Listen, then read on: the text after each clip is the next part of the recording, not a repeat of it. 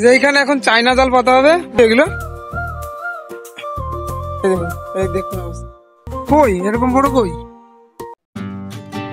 চারিদিক পুরো জলে থই থই করছে আর আকাশের দেখুন মেঘ কেমন হয়েছে মনে হচ্ছে এখনই বৃষ্টি আসবে সেরকম অবস্থা হয়েছে। তো আমরা এখন চায়না জাল নিয়ে যাচ্ছি, তো দেখি কোথায় পাতি তারপর কি বাদে সকালবেলা দেখা যাবে। সুন্দর প্রকৃতির মাঝখানে একটু দেখুন জলের সাথে আর একটু জল মিশিয়ে দিচ্ছে। যে এইখানে এখন চায়না জাল পাতা হবে মাছ ধরার জন্য, দেখা যাক চায়না জাল পাতা হচ্ছে এখান থেকে যে খোলা হচ্ছে ভাজে ভাজ, দেখা যাক জালটা অনেক বড়।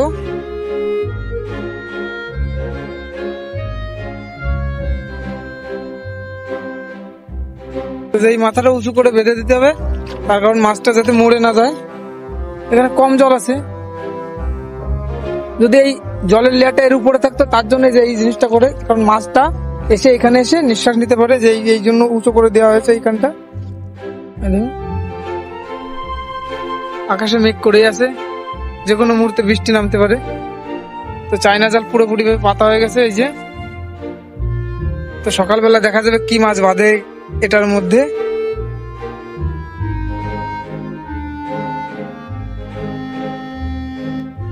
তো এর উপর কিছু পাটখাটি দেওয়া আছে, এর কারণ হলো এটা যাতে নড়াচড়া কম হয় এর জন্য। কালকে বিকেল 5টার সময় এই চায়না জাল পাতা হয়েছিল আর এখন ভোর 5টা। তো দেখা যাক চায়না জালের মধ্যে কি মাছ বাঁধে, তো আপনাদেরকে দেখাচ্ছি। এগুলো এই দেখুন চলো, ওই যে একটা কুচে তাই না, একটা কাঁকড়া এদিকে, এটা কি একটা লাঠা মাছ, কি মাছ এগুলো কি দেখাচ্ছে সামনে, এগুলো ব্যাঙ আছে কই এরকম বড় কই, ও আচ্ছা এগুলো ছোট ছোট গুতে বাম মাছ, ছোট ট্যাংরা আছে, সব ধরনের মাছ আছে।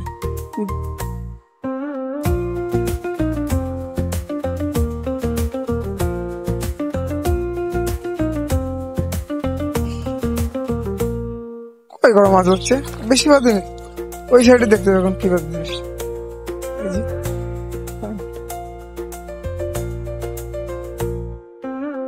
কামড়ছে অনেকটা পোকায়।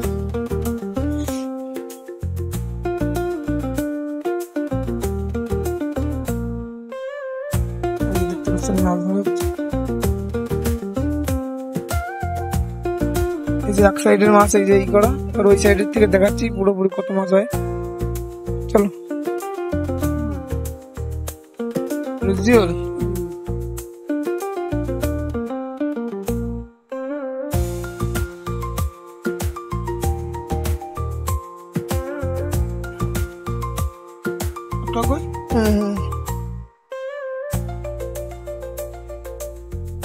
যেরকম পরিমাণ মাছ পাওয়ার কথা ছিল সেরকম পরিমাণ পাইনি, তো মোটামুটি মাছ পেয়েছে।